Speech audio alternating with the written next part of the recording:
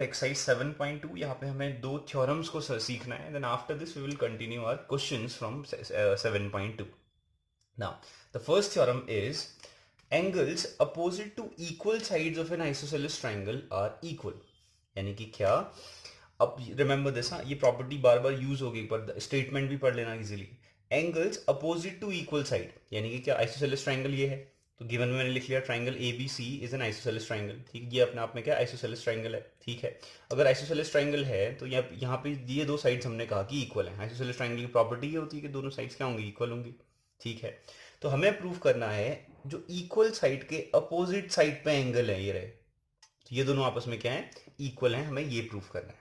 ठीक है, तो इस प्रूफ के लिए हम क्या करने वाले हैं, कंस्ट्रक्शन करने वाले हैं. और यहाँ पे हम एक जैसे एंगल ए है ये, तो एंगल ए का हम क्या करने वाले हैं, एक एंगल बाइसेक्टर ड्रॉ करने वाले हैं ऐसे कुछ. This is M. ठीक है, तो चलो ड्रॉ कर देते हैं. फिर हमने कहा, हमने कंस्ट्रक्शन किया कि A M is what, A M is a what, angle bisector of angle A. Angle A का क्या है, अपने आप में एंगल बाइसेक्टर है. अगर एंगल बाइसेक्टर होगा तो हमें क्या मालूम है, तो ये दोनों पार्ट आपस में इक्वल होंगे. एंगल बाइसेक्टर का मतलब यही होता है. ठीक है, तो यानी कि एंगल बी ए एम आपस में इक्वल हो जाएगा एंगल सी ए एम के. कोई प्रॉब्लम है? चलो आगे बढ़ते हैं. अब ये क्यों किया अभी बात करेंगे. हमें क्या करना है, ध्यान से देखना, हमें करना है एंगल बी को एंगल सी के इक्वल करना है. तो हम क्या करने वाले हैं, हम ये जो ए बी एम ट्राइंगल है पूरा का पूरा, हम इस ए सी एम के क्या करने वाले हैं, कॉन्ग्रेंट करने वाले हैं. अगर ये दोनों ट्राइंगल कॉन्ग्रेंट हो गए तो उसका मतलब ये एंगल क्या, फिर ये वाला एंगल भी इसके इक्वल होगा. ये साइड इसके इक्वल है तो ये वाली साइड भी इसके इक्वल हो जाएगी. तो लेकिन हमें पूरा फोकस इस पे करना है, बस एंगल बी को एंगल सी के इक्वल कर देना है. कैसे होगा, इन दोनों ट्राइंगल्स को हम क्या करेंगे, कॉन्ग्रुएंस प्रूव कर देंगे. कॉन्ग्रुएंस का मतलब क्या होता है, बिल्कुल एक जैसे. अगर ये ट्राइंगल इसके बिल्कुल एक जैसा हो गया तो डेफिनेटली फ्रॉम सीपीसीटी बी और सी आपस में इक्वल हो जाएंगे. ठीक है, चलो देखो, तो इन ट्राइंगल, किन दो ट्राइंगल का कंपेयर कर रहा हूं मैं, A B M, triangle A B M and triangle what, A C M, A C M. देखो क्या, हमें केवल क्या तीन चीजें लिखनी होती हैं हमने, बस हो गया. फिर हम डायरेक्टली कह देते हैं ट्राइंगल ए बी एम अपने आप में किसके कॉन्ग्रुएंस है, एंगल ए सी एम के. और फिर मैं डायरेक्टली क्या लिख लूंगा, अगर ये दोनों ट्राइंगल अपने आप में एक जैसे हो गए तो angle B is equal to angle C हो जाएगा और ये प्रूव हो जाएगा.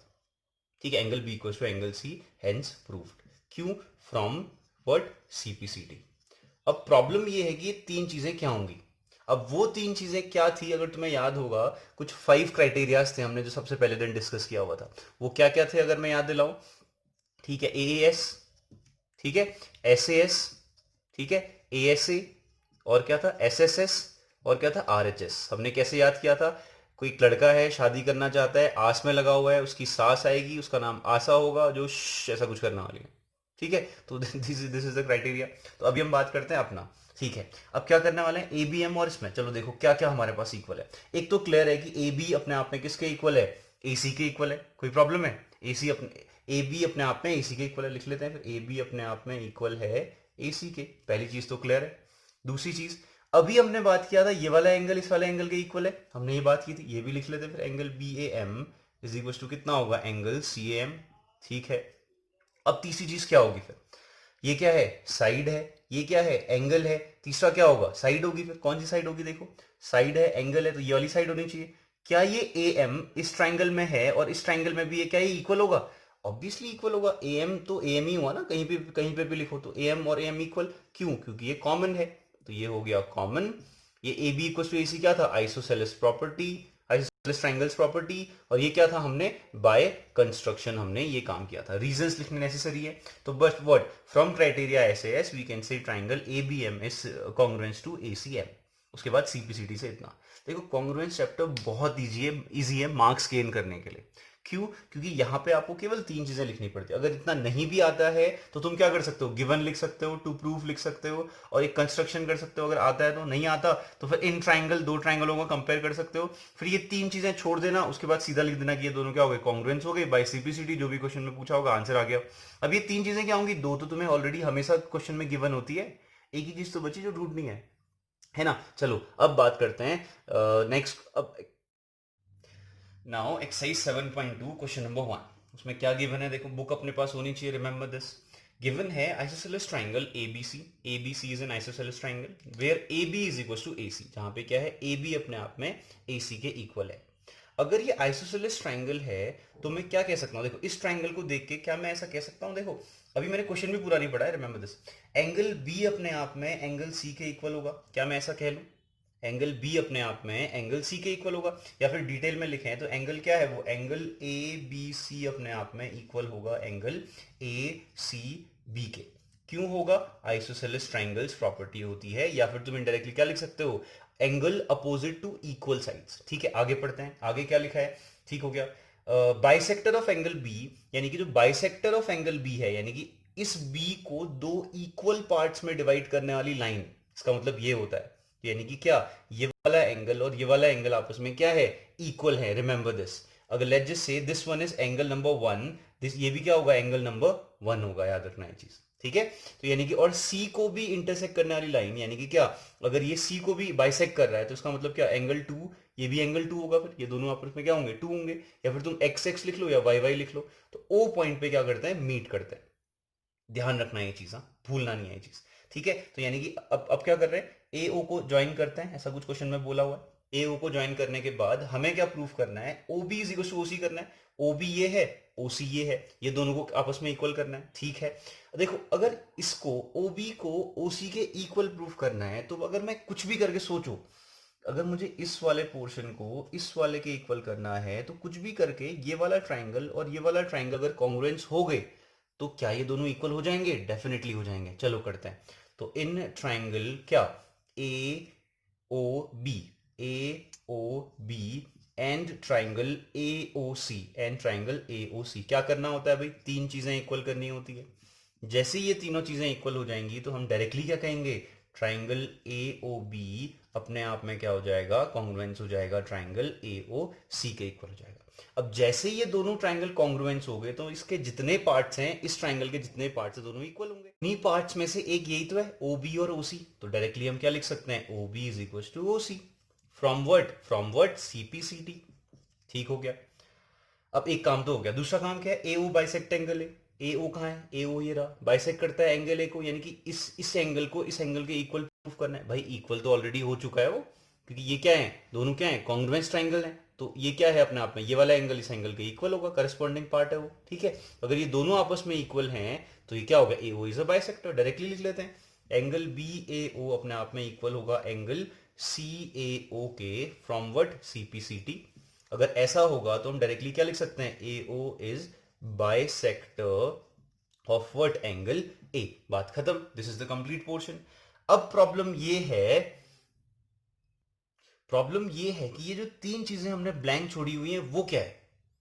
अब देखो कंपेयर करते हैं, first thing is clear, A B is equal to A C, A B is equal to A C है, A B is equal to A C हो गया, no doubt, A B is equal to A C. अब दूसरी बात है यहां पे, angle B पूरा एंगल सी के पूरे के इक्वल है, लेकिन हमें पूरा एंगल नहीं चाहिए, हमें तो आधा एंगल चाहिए, हमें तो 1 की बात करनी है। अब देखो ये पूरा एंगल इस पूरे के एंगल के इक्वल है, इस पूरे एंगल का हाफ क्या इस पूरे एंगल के हाफ के इक्वल होगा, भाई होगा। सोचो तुम्हारे घर में 2 केक आए हुए हैं इक्वल पाउंड के, ठीक है, उन दोनों इक्वल पाउंड्स के केक का अगर तुम हाफ हाफ करते हो, तो तुम्हें नहीं लगता कि एक केक का जो हाफ होगा सेकंड वाले केक के हाफ के इक्वल होगा, तो डेफिनेटली ये कंप्लीट एंगल का हाफ भी तो आपस में इक्वल होगा। तो डायरेक्टली हम क्या लिख सकते हैं, कंप्लीट एंगल इक्वल किए थे हमने, तो हम क्या करते हैं, इन कंप्लीट एंगल का हाफ कर लेते हैं, half of A B C is equal to कितना होगा, half of A C B. तो क्या half of A B C, यानी कि इस पूरे एंगल का हाफ मैं एंगल 1 नहीं लिख सकता, लिख सकता हूं भाई, बिल्कुल लिख सकता हूं। तो ए सी बी का कंप्लीट एंगल का हाफ एंगल 2 नहीं लिख सकता, लिख सकता हूं भाई, बिल हमने कहा हुआ है, ठीक है। तो यानी कि एंगल 1 इज इक्वल टू क्या कर देते हैं, एंगल 2 कर देते हैं। हमने कहा यार चलो ठीक है, ये भी इक्वल हो गया, ये भी इक्वल हो गया, तो तीसरा क्या बचा, देखो ये ए ओ क्या है, इस ट्रायंगल में भी है, और ए ओ क्या है, इस ट्रायंगल में भी है, तो ये भी तो इक्वल हो गया। तो ए ओ इज इक्वल टू ए ओ, ये इक्वल क्यों होगा, क्योंकि ये क्या है, कॉमन है, रिमेंबर दिस, ठीक है। तो यानी कि क्या हो गया, साइड एंगल और साइड के अकॉर्डिंग हमने क्या प्रूफ कर दिया, ए ओ बी, जो कि हमने पहले ऑलरेडी लिख दिया था कि ये दोनों क्या है, कॉन्ग्रुएंस होने वाला है, बस बाकी चीजें प्रूफ हो गई। तो ओवरऑल हमें क्या ढूंढना पड़ता है, ये तीन चीजें ढूंढनी पड़ती हैं, बाकी सारा काम तो ऑलरेडी क्वेश्चन में ही तो गिवन है। Now question number 2. What is the question number 2? Question number 2 is given है हमें हमारे पास triangle ABC is given. AD is a perpendicular bisector. इस बार ये गिवन है भाई, याद रखना. AD यानी कि क्या? AD is a perpendicular bisector. यानी कि क्या? एक तो परपेंडिकुलर है और ऊपर से क्या है, बाइसेक्टर भी है. इसका मतलब ये हुआ. ठीक है, तो हम लिख लेते हैं. पहले हमने कहा कि AD is a perpendicular bisector, तो इसका मतलब क्या है हम लिख लेते हैं कि यानी कि इसका मतलब ये हुआ कि एंगल BAD इक्वल होगा एंगल CAD के. ठीक है, बाइसेक्टर का मतलब तो ये होता है. परपेंडिकुलर होने का मतलब क्या है? एंगल ADB आपस में इक्वल होगा एंगल ADC के, जो कि क्या है, 90 डिग्री है ना. This symbol is of 90 degree. Perpendicular का मतलब यही होता है कि 90 डिग्री होगा. तो ये दोनों चीजें हमारे पास गिवन है. हमें क्या प्रूफ करना है कि ट्राइंगल एबीसी अपने आप में क्या है, आइसोसेलेस ट्राइंगल है. ये प्रूफ करना है. अब देखो आइसोसेलेस ट्राइंगल होता क्या है. आइसोसेलेस ट्राइंगल होता है कि कैसे भी करके अगर हम ए बी लेंथ को ए सी लेंथ के इक्वल कर दे, यही तो अपने आप में आइसोसेलेस ट्राइंगल होता है कि दो साइड्स इक्वल होती हैं जिसकी. अब ये कैसे होगा? ठीक है, इस काम के लिए हमारे पास ये चीजें हैं, जो जो चीजें हैं हमारे पास. अब कुछ भी करके हम क्या करने वाले हैं, कुछ भी करके ए बी डी को कैसे भी करके अगर हम ए बी डी को ए सी डी के अगर हम क्या करें, कॉन्ग्रुएंस प्रूफ कर देंगे, तो ये सारे करस्पॉन्डिंग पार्ट्स के इक्वल होंगे. तो यानी कि ए बी भी अपने आप में इसी के इक्वल होगा. काम खत्म हो गया. इतना ही काम तो करना है. चलो देखो करते हैं. In triangle A B D and triangle what A C D, इन दोनों में कंपेयर करते हैं. एबीडी के बारे में क्या पता है? ये वाले एंगल के बारे में पता है हमें पता है कि एंगल बी ए डी अपने आप में इक्वल होने वाला है एंगल सी ए डी के. क्यों? यहाँ पे लिखा हुआ है, गिवन है. This is given. ठीक हो गया. क्या एडी साइड भी दोनों साइड इक्वल होगी? तो एडी तो इसका भी पार्ट है, इसका भी पार्ट है, तो एडी एडी तो इक्वल होगा ही होगा definitely. AD AD is equal. क्यों होगा भाई? कॉमन. ठीक है. Third is what? थर्ड क्या है हमारे पास? ये 90 डिग्री. तो यानी कि क्या, angle ADB is equal to किसके होगा? एंगल ADC के इक्वल होगा. क्यों भाई? 90 डिग्री. और ये क्या है? गिवन है ऑलरेडी. अब जैसे ये तीनों चीजें इक्वल हो गई तो हम क्या कह देते हैं, डायरेक्टली कह देते हैं कि क्या, ट्राइंगल ABD अपने आप में क्या होगा, कॉन्ग्रुएंस होगा ट्राइंगल ACD के. बस कितना सिंपल सा. देखो कौन सा क्राइटेरिया यूज किया, एंगल साइड फिर एंगल यूज किया हमने, एंगल साइड एंड एंगल. तो from criteria angle side angle we can say that what, triangle ABD is congruence to angle triangle ACD. बस जैसे ये चीज प्रूफ हो गई तो हम क्या कह सकते हैं, ए बी अपने आप में किसके इक्वल होगा, ए सी के इक्वल होगा. क्यों होगा भाई? From CPCT, corresponding part of congruence triangle. ठीक है. तो बस ए बी इज टू ए सी अगर है तो सिंपल सा है, ये प्रूफ हो गया हमारे पास कि triangle A B C is an isosceles triangle. Very simple. Next. So here we go. Question number 3. देखो ध्यान से करना. अभी तक हम दो क्वेश्चन कर चुके हैं. इट मींस व्हाट, जितने सारे क्वेश्चन है सब में कॉन्ग्रुएंस प्रॉपर्टी यूज करनी है और कुछ नहीं करना. ठीक है, एक बार घर पे बैठना. ठीक है, जस्ट काम योर सेल्फ डाउन. उसके बाद ट्राई करना क्वेश्चन सॉल्व करने के लिए. हमें क्या करना है, देखो जैसे क्वेश्चन में अभी हमने क्वेश्चन पढ़ा नहीं है. हमें क्या करना है, बीई को सीएफ के इक्वल करना है और ये फिगर ऑलरेडी गिवन है. तो यानी कि कैसे भी करके इस बीई को सीएफ के इक्वल करना है. इक्वल करने का मतलब क्या है, तुम्हें ये ढूंढना पड़ेगा कि ये बीई कौन से ट्राइंगल में है और सीएफ कौन से ट्राइंगल में है, और उन दोनों को क्या हम इक्वल प्रूफ कर सकते हैं. बस यही काम करना है. ठीक है. तो देखो अगर मैं कैसे भी करके बीई जो हमें चाहिए ए, बीई ए को सी एफ जो हमें चाहिए ए, सी एफ ए के अगर कैसे भी करके अगर मैं क्या करूं, कॉन्ग्रुएंस प्रूफ कर दूं, तो उसके जो कॉन्ग्रुएंस करस्पॉन्डिंग पार्ट्स हैं बी और सी एफ, ये दोनों के दोनों ऑलरेडी क्या हो जाएंगे, इक्वल हो जाएंगे. बात खत्म हो गई. ठीक है. अब इसमें दोनों फिगर मिक्स्ड हैं तो अलग से बना लो. अगर तुम्हें लगता है कि ऐसे करके समझ में नहीं आ रहा तो ये है, ऐसा कुछ है, ए बी ई हमारे पास है और दूसरा ट्राइंगल क्या है, ऐसा कुछ गिवन है. ये ए यहाँ पे भी है और यहाँ पे क्या है, एफ है जो कि 90 डिग्री है और ये सी है. तो यानी कि दो ट्राइंगल हमारे पास ऐसे कुछ है. ठीक है. इन दोनों ट्राइंगल को हमें क्या करना है, हमें कैसे भी करके कॉन्ग्रुएंस कर देना है. जैसे ही कॉन्ग्रुएंस होंगे तो उसका जो बीई पार्ट है वो सी एफ के इक्वल हो जाएगा. ठीक है. अब कॉन्ग्रुएंस कैसे होंगे, उसके लिए हमें तीन चीजें चाहिए होती हैं. तो हम लिखते हैं डायरेक्टली क्या, in triangle what, in triangle A B E and triangle what A C F.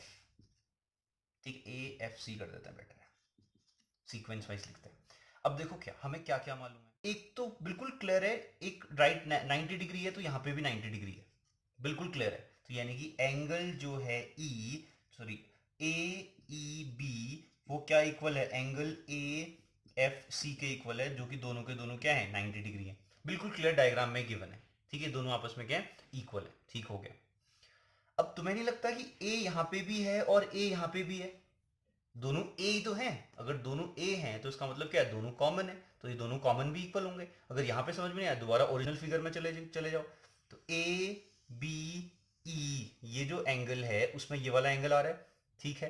दोबारा देखो ए एफ सी, इसमें भी ये वाला एंगल आ रहा है, तो यानी कि ये क्या हो गया, दोनों में कॉमन है। दो कॉमन चीज क्या है, एक जैसी होती है, सिंपल सी बात है। Angle what, B A E आपस में इक्वल होगा angle what, C A F के इक्वल होगा। ये क्या है, कॉमन हो गया, दो चीजें हो गई। एक और चीज कहीं से भी इक्वल करनी है, काम बन जाएगा, ठीक है। अब देखो क्या है, ये हो गया एंगल, ये हो गया एंगल, ठीक है। एक और चीज देखो क्या, एक ये भी तो गिवन था, A B C is an isosceles triangle, ये तो हमने इसका यूज ही नहीं किया। अगर ये आइसोसेलेस ट्राइंगल है तो हमें क्या पता होता है कि ए बी अपने आप में किसके इक्वल होगा, ए सी के इक्वल होगा भाई।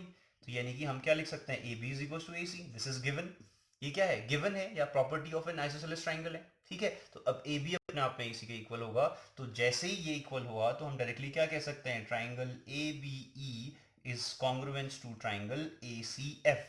अगर ये दोनों ट्राइंगल क्या है, कॉन्ग्रुएंस हो चुके हैं, यानी कि this triangle is congruence to this triangle, तो क्या बी अपने आप में सी एफ के इक्वल होगा, डेफिनेटली होगा। क्यों होगा, corresponding parts, CPCT corresponding parts